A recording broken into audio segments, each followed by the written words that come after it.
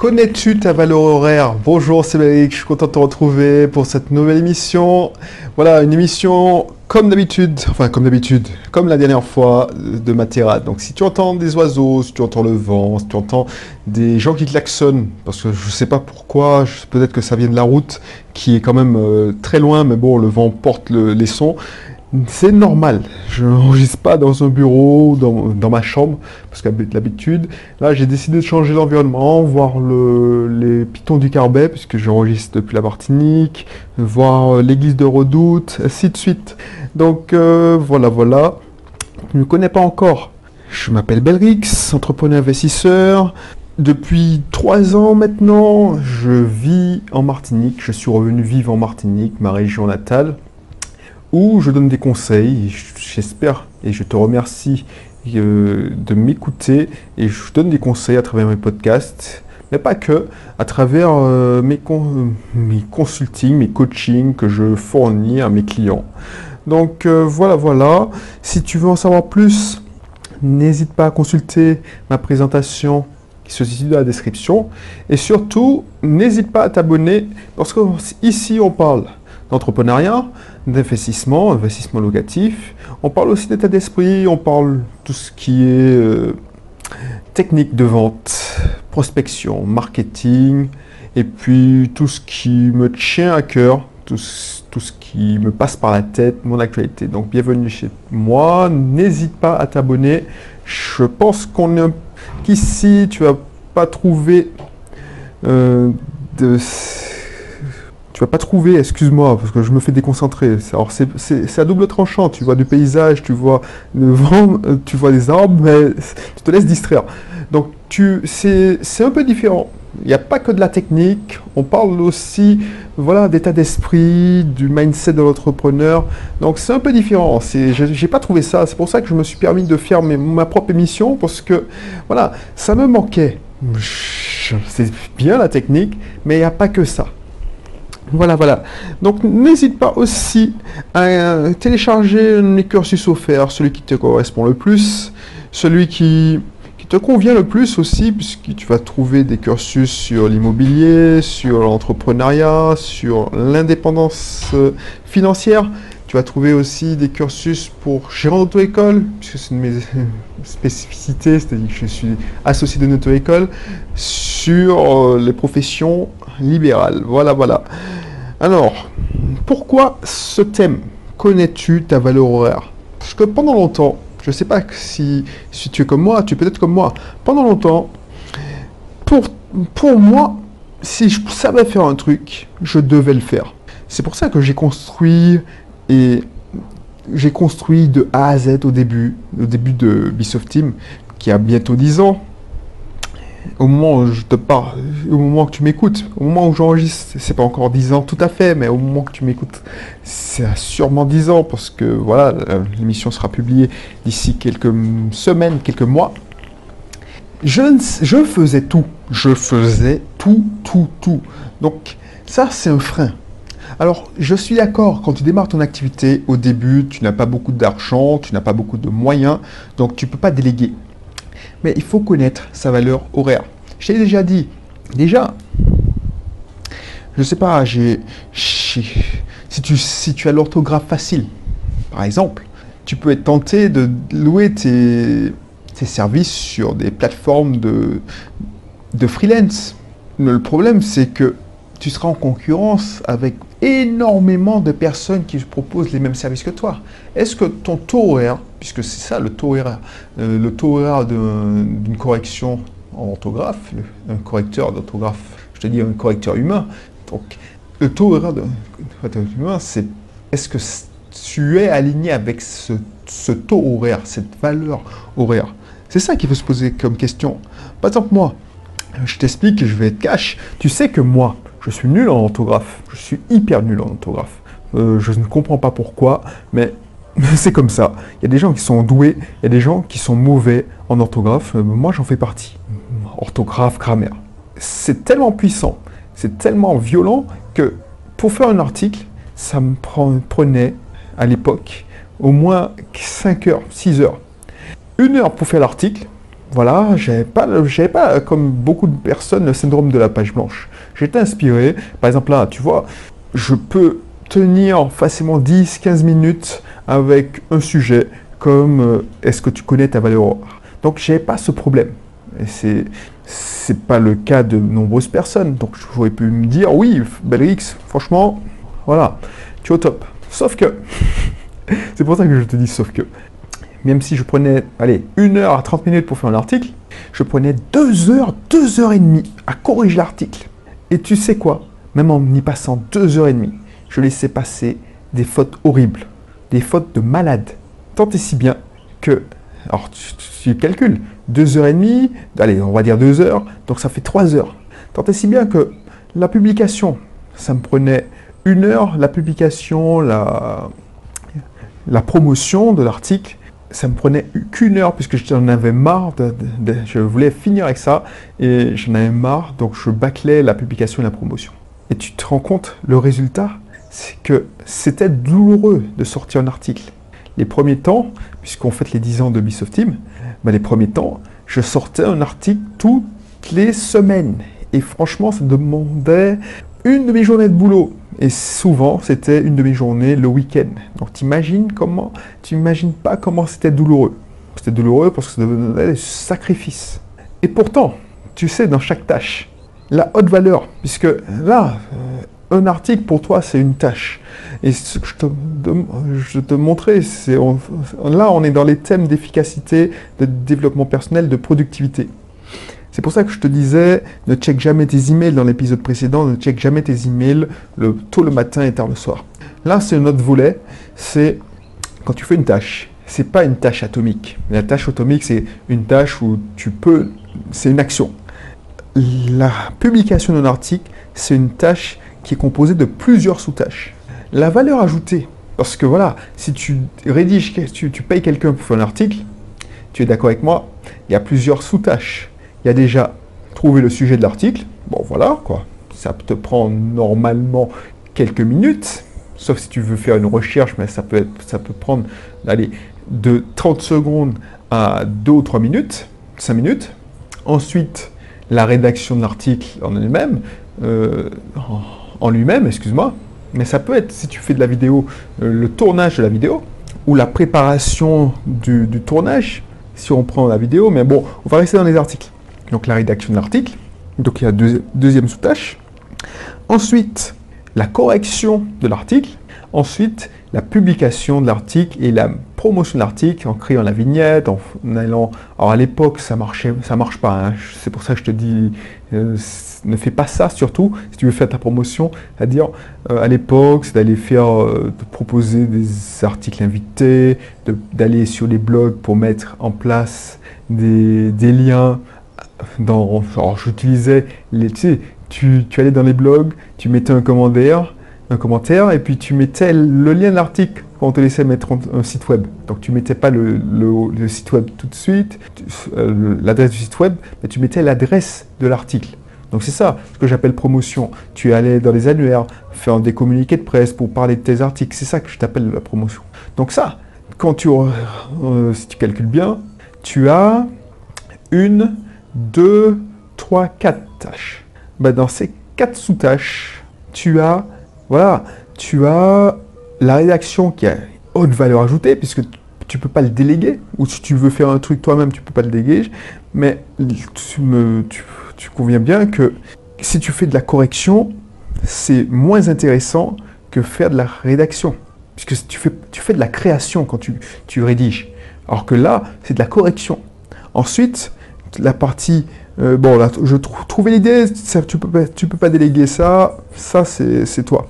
Ensuite, faire la publication et la promotion, ça peut être, c'est une tâche à moins de valeur ajoutée que la rédaction. Donc la tâche la plus haute, la tâche qui a la plus haute valeur ajoutée, c'est la création, la rédaction. Donc, pourquoi je passais qu'1 heure sur la rédaction et je passais 3 heures sur des tâches à faible valeur ajoutée? C'est ça qu'il faut que tu comprennes. Il faut comprendre sa valeur, son taux horaire, sa valeur horaire. Et si tu comprends ça, tu comprendras que La rédaction de contenu, et en plus c'était du contenu gratuit, donc j'étais pas payé. Donc même la rédaction, ça valait pas le coup. Donc je devais, justement, puisque tout le monde a 24 heures, on est d'accord, tout le monde a 24 heures dans une journée. Donc pourquoi je me sacrifiais une demi-journée pour rédiger un article qui n'allait pas, dans tous les cas, être rentable puisque ça me rapportait rien. Ou ça me rapportait de la visibilité. Donc si tu divises le nombre de lecteurs par le coût, puisque à l'époque, tu mettais peut-être des AdSense, c'est-à-dire des publicités, le coût du clic, si tu ramenais ça à autant de travail, c'était minime, quoi. Donc, pourquoi je perdais mon temps à faire ça? Et du coup, ce que j'ai fait, c'est que je me suis dit, mais voilà, au début, je me suis dit, tiens, le truc qui est le plus rentable, enfin, à plus haute valeur ajoutée, c'est la rédaction. J'ai de la chance d'être assez rapide dans la création. Donc du coup, je vais déléguer la partie correction et mise en ligne. Et je vais garder la partie promotion. Mais bon, parce que la partie promotion, ça a de la valeur ajoutée. Puisqu'il faut comprendre que la rédaction d'un article, c'est si tu fais mal l'une de ces étapes, de ces sous-tâches, tu mets en péril tout l'article, tout l'intérêt de l'article. Du coup, j'ai commencé à déléguer parce que le taux horaire, mon temps, valait beaucoup plus cher. Parce que si tu ramenais en taux horaire, en coût horaire, par exemple, si je devais travailler par rapport à mon coût horaire, par exemple, de responsable informatique, ou voilà, ton temps valait plus que 3 heures de correction. Sachant que quelqu'un qui a l'orthographe automatique ne prend pas 3 heures pour corriger mon torchon. Parce que c'était du torchon, c'était écrit de faute. Cette personne-là prend 30 minutes parce que ça lui saute aux yeux. Donc on est gagnant-gagnant. Ça lui prend 30 minutes, je lui paye 8 euros, 10 euros de l'heure. Donc voilà, ça lui prend 30 minutes, ça me coûte que 5 euros. Et puis voilà, tout le monde est content. Et moi, je peux, par exemple, rédiger beaucoup plus d'articles. Au lieu de passer 4 heures sur un article, je peux passer sur ces 4 heures-là, par exemple, je peux en faire 4. Je multiplie ma productivité, mon efficacité par 4. Et c'est ça l'erreur. Quand tu commences, quand on débute, on est obligé c'est une bonne école. Et encore, si je te donne un conseil, c'est faites ça très tôt. Regarde ton taux horaire, ton coût horaire, ta valeur horaire. Et regarde si tu peux pas déléguer les tâches qui te font chier, qui t'énervent. Et là, tu te dis, mais je galère pour rien parce qu'il y a des gens qui font ça mieux que moi. Alors, je te dis pas de déléguer tout. Parce que voilà, il faut apprendre à... C'est ça le problème. C'est quand tu vois dans tous les sites internet, ouais, il faut déléguer sa comptabilité par exemple. Et moi, je t'ai fait une émission, si tu te souviens, dessus. Moi, je te dis, ne délègue pas ta comptabilité au début. Parce que la comptabilité, au début, ce qui est important, c'est qu'au début, tu n'auras pas beaucoup d'écriture. Et l'exécuteur comptable, c'est de mettre des lignes dans ton logiciel de compta, tout ça. Donc, fais l'effort d'apprendre ta comptabilité. Quand je te dis l'effort d'apprendre ta comptabilité, c'est de savoir lire un compte de résultat et un bilan. Parce que ton travail d'entrepreneur, travail de businessman, c'est de savoir lire ce genre de documents. Pourquoi? Pour que tu puisses, un jour, c'est ce que je te souhaite, investir, racheter une entreprise et savoir est-ce que cette entreprise est rentable ou pas. Et ne pas faire confiance qu'au dire de ton comptable ou de ton directeur financier. Il faut que tu puisses le faire. Après, effectivement, quand tu vas grossir, quand tu vas déléguer toutes les tâches rébarbatives que sont les écritures comptables, tout ça. Donc, n'hésite pas. Et moi, j'irai plus loin. J'irai pour loin. C'est pour ça que je vais te mettre dans la description. Et voilà, je vais en arrêter là pour aujourd'hui. Je vais te mettre mon usine, mon business automatique, c'est-à-dire mon usine à contenu. Parce que moi, ma conviction, c'est que pour percer, si tu veux faire une page Facebook, si tu veux percer sur YouTube, si tu veux percer en faisant un blog, tu veux percer en faisant un podcast, c'est que tu dois publier fréquemment des contenus de qualité. Tu dois publier, je te répète, fréquemment du contenu de qualité. Le problème, c'est que si tu fais tout seul, tu n'arrives pas à déléguer. Et puis, du contenu de qualité gratuit. Le problème avec le contenu de qualité gratuit, c'est-à-dire que c'est d'office non rentable. D'office non rentable, alors tu vas me dire oui, c'est un investissement, c'est un actif que tu te crées, tout ça, on est d'accord. Le problème, c'est que tu as mieux à faire parce que tu vas gagner ton argent en vendant des contenus payants. Donc, le contenu gratuit doit être de toute façon délégué. Parce que le contenu gratuit, c'est pour attirer les gens et fassent appel à toi pour du contenu payant. Mais si tu t'épuises à faire du contenu gratuit, tu n'auras plus d'énergie pour faire du contenu payant. Donc tu vas te démoraliser, te créer du contenu gratuit. Et ça sera douloureux, parce que moi je suis passé par là, ce sera douloureux pour faire du contenu gratuit, parce que ça te prendrait 4 heures, alors peut-être pas 4 heures, mais bon, par exemple, si tu te mets à la vidéo, moi je t'ai dit que pour faire mes premières vidéos, je prenais au moins une demi-journée aussi, parce que j'écrivais le script, je lisais sur le prompteur, enfin bref. Ben, tu galères, tu fais ça, c'est douloureux, et le cerveau intègre que c'est douloureux. Donc même si tu as la meilleure volonté du monde, au début tu es super motivé, mais tu vas pas tenir sur la longueur. Donc ce qu'il faut faire, c'est déléguer au maximum le contenu gratuit. Le contenu gratuit, c'est donc créer du texte. Ah ben, l'idée c'est confier ça, la rédaction, à une usine à texte comme la mienne par exemple. Et puis voilà, tu te consacres à la vente, à la promotion. Et ça, c'est le meilleur moyen de tenir sur la durée et d'exploser, de percer. Parce que, voilà, chacun son truc. Tu fournis, on est d'accord, du contenu propre, 20% de contenu propre, personnel, qui raconte ton histoire, et tu délègues les 80% de la suite, et tu te consacres au développement de ton produit. C'est qu'avec ça que tu pourras être rentable et que tu pourras continuer. Parce que si tu continues à faire du contenu gratuit, je connais des gens qui ont fait du contenu gratuit, c'est-à-dire ils ont commencé à créer une audience. Ok, tu crées une audience, c'est super. Sauf que la plupart des gens, alors il y en a qui ont des coups de bol, c'est-à-dire qu'ils ont fait un best-seller. Un best-seller pour moi, c'est une vidéo qui te ramène beaucoup de vues. Si tu es sur YouTube, tu as fait un coup, tu as eu un post qui a fait le buzz, il a été partagé, donc ça te permet d'avoir beaucoup d'abonnés sur Facebook, Instagram, tout ça, ou tu as eu un blog qui a tapé dans l'œil de Google, donc tu as eu un article de blog qui a tapé dans l'œil de Google, et ça te ramène des visiteurs. Et c'est pas rare de voir qu'un seul article peut ramener 50% du trafic d'un site. Mais entre parenthèses, c'est ça qui est dangereux.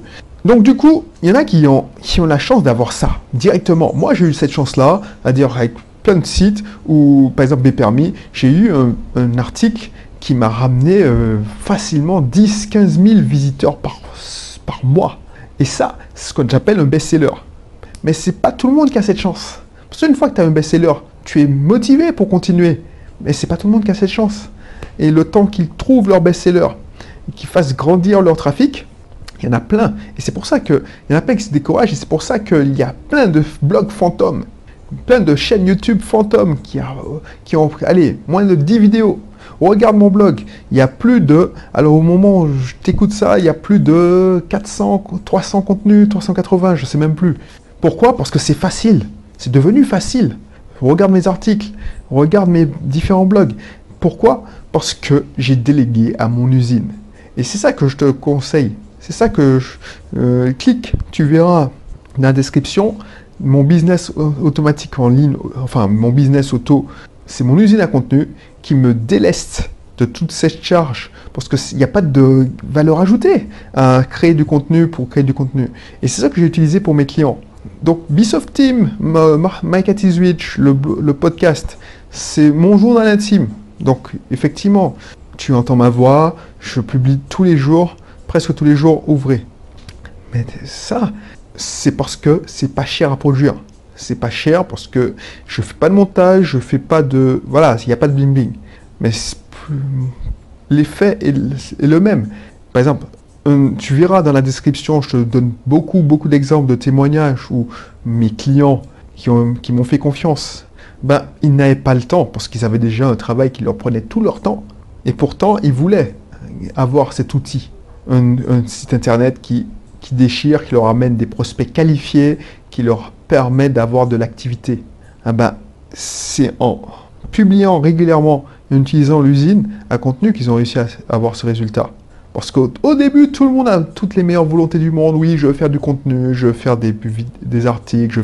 Mais à la fin, voilà, ils ont mieux à faire. Par exemple, Joël, qui est dans la page, et tu liras son témoignage, tu verras son histoire. Il a mieux à faire. Son taux horaire, par exemple, s'il donne un cours de conduite, ça lui ramène 45 € sûrs dans sa poche. S'il fait un article, il n'a pas l'habitude, il va galérer pour mettre en ligne l'article, ça va lui prendre 4 heures, donc il a perdu pratiquement 150, 175 €, donc 180 €. Donc non, c'est trop cher. Le coût n'est à 180 €, 0 €. Voilà, le calcul est vite fait. Donc pense-y. Et puis je te dis à bientôt. N'hésite pas à cliquer pour voir la présentation de cette usine à contenu. Et puis je te dis à bientôt pour un prochain numéro. Allez, bye bye.